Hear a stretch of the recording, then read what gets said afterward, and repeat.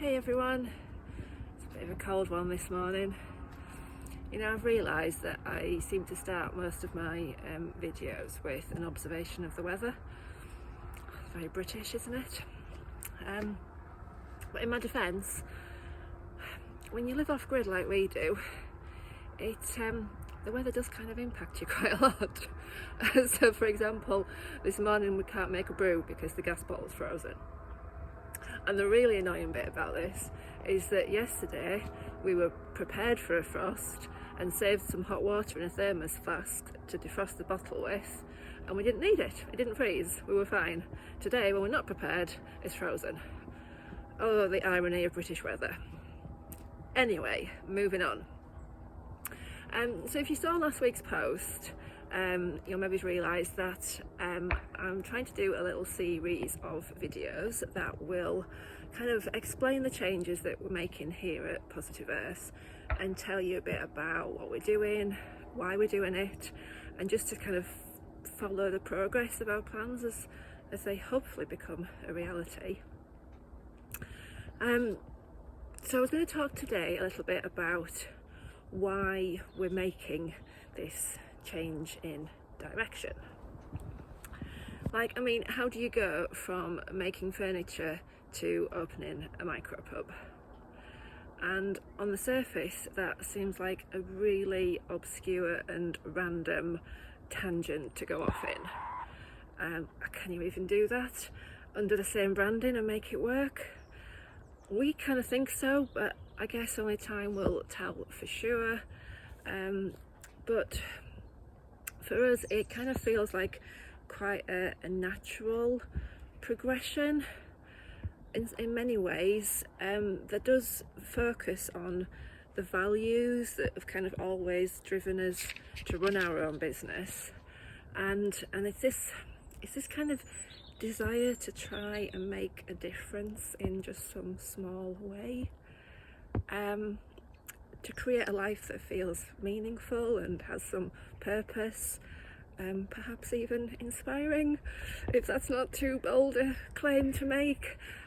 So today I'm just going to try and quite briefly, I hope, talk you through how we got from A to B. So as most of you will know, the furniture work has been our primary focus for the past 12 years, and there's been a strong ethical motivation behind that in terms of the materials that we use, the reducing waste, upcycling, and also the sustainability factor of hence why we've been living and working off grid and using solar power and things like that. But the furniture work has been very unpredictable for some time. It's been up and down, even before we came to Cambridgeshire, but obviously that has impacted our work to some degree as well. There's been a lot of reasons really, some of them down to the choices that we've made, some of them just down to economical factors out of our control. We've had obviously health issues this year with Dave and family members, and that has impacted our work. We've been missing Yorkshire, truth be told. We miss our friends and our family. We're a little bit isolated down here, and but also we've kind of done what we came to do down here in Cambridge, so it just feels like it's time to be moving on, and we want to go back north. And we really took some time earlier this year to stop and reflect and just rethink our business, but also what we want to do with the rest of our lives. So that's one side of it, and then on the other side, then as we started to rethink, I've been doing a lot of wellbeing work again for quite some time. This is nothing new. I'm very passionate about mental health, about looking after our health in general, about connecting to the outdoors and the benefits of that, the impact that stress and modern life has on the body. I qualified 18 months ago as a creative therapist, and I've been doing lots of work using the arts to support health and well-being. Not a lot of that has been documented because it's just been something I've just been getting on with in the background. But what I've found massively is that the people that I want to support most in this kind of work can't really afford the kind of one-to-one private sessions. So I've been trying to look at ways of creating groups or easy access kind of things. It's been really hard to actually try and generate any income. What I have found really rewarding is that I've been volunteering at a community centre in the village, where I've done things like meditation and mindful art, all on a voluntary basis, and I've really kind of experienced how this, like the impact that this has on individuals, how you can really make a difference to people's lives. And I've taken a lot of inspiration from the social hub in Haddenham. You know, credit where credit's due, they do an amazing job there.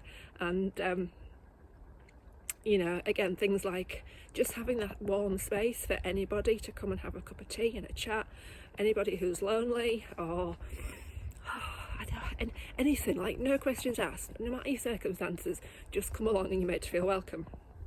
And that's been really successful. I need to pause for breath. So then the third piece of the puzzle, so to speak, is that, and so this you might not be aware of, but I have in a previous life a lot of experience in the hospitality industry, and pub work in particular has always been something that has been my easy go-to whenever I'm needing some extra cash. So I've been doing that down here as well.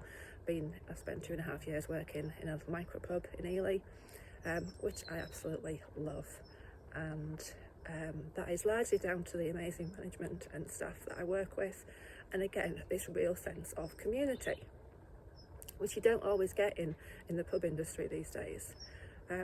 And I've had the chance there to try out some of the ideas that we've had. I've been doing pen and pint events, which I know some of you will have seen.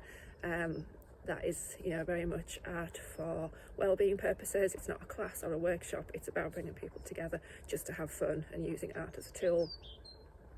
And I've done the same, like a similar thing with introducing or having a bash at open mic nights, again, using music for well-being rather than just entertainment.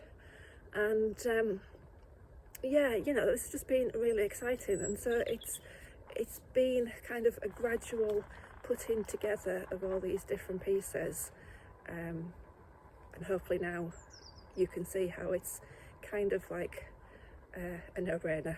You put these bits together, the things that we love, and the pub and hub idea is what comes out at the other end. Well, I think that's about it for this morning. I was trying to keep these videos to around about 5 minutes, but I think I've hopelessly failed today.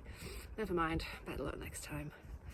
Thank you so much for watching. If you've got this far, please do pop us a thumbs up or something in the comments so that we can recognise your support. It really is appreciated.